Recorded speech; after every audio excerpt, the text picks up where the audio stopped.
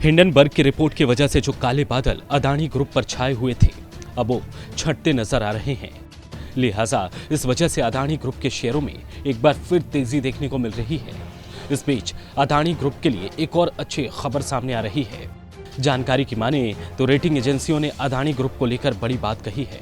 Rating एजेंसियों Fitch और Moody दोनों ने अडानी समूह के लोन को लेकर अपनी रिपोर्ट दी है और कहा है, भारतीय बैंकों से अदानी समूह की कंपनियों का लिया गया लोन इतना अधिक नहीं है कि उनकी ऋण गुणवत्ता पर किसी तरह का जोखिम पैदा हो।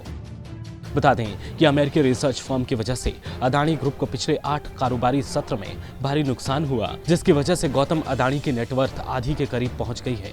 लेकिन अब वो कमबैक कर रहे हैं। अदानी के शेयरों में तेजी देखने को मिल रही है।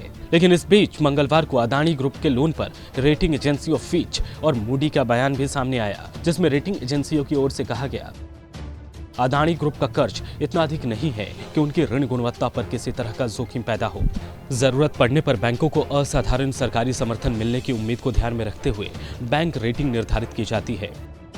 गौरतलब है कि अमेरिकी रिसर्च फर्म हिंडनबर्ग की रिसर्च की रिपोर्ट आने के बाद से अदानी ग्रुप के शेयरों में तगड़ी गिरावट आई है, जिसकी वजह से भारतीय बैंकों के समूह को दिए गए कर्ज को लेकर भी आशंका जताई जाने लगी। इसी आशंका पर अपनी राय रखते हुए रेटिंग एजेंसियों की ओर से कहा गया, अगर अदानी ग्रुप के समूह बड़े हिस्से के दबाव में आने की काल्पनिक स्थिति में भी भारतीय बैंकों का कर्ज जोखिम प्रबंधन योग्य होगा और इस बैंकों की व्यवहार्यता रेटिंग पर भी उसका कोई प्रतिकूल परिणाम नहीं होगा।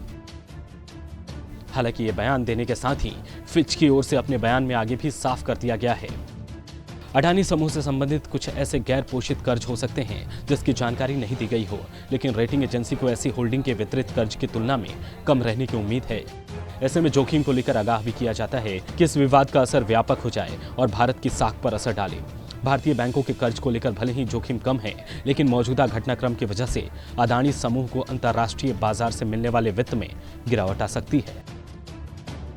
बता दें कि अदानी समूह की ओर से लोन पर ऐसी जानकारी दी गई थी कि उसके कर्ज का बड़ा हिस्सा विदेश से आया है। इस पर भी रेटिंग एजेंसियों का बयान सामने आया है, जिसमें कहा गया है कि बैंकों का जोखिम बढ़ सकता है अगर अदानी समूह बैंकों से लिए गए कर्ज पर अधिक निर्भर हो जाता है। हालांकि रेटिंग एजेंसी को उम्मीद है कि भारतीय बैंकों की कंपनियों को दिए गए कर्ज की गुणवत्ता कुल मिलाकर स्थिर बनी रहेगी। वहीं अदानी ग्रुप की कंपनियों के Q3 के रिजल्ट अनाउंस कर दिए गए हैं, जिसमें अदानी ग्रुप के कुछ कंपनियों के नेट प्रॉफिट में बढ़त देखने को मिली है। नमस्कार, मैं हूं मानक गुप्ता।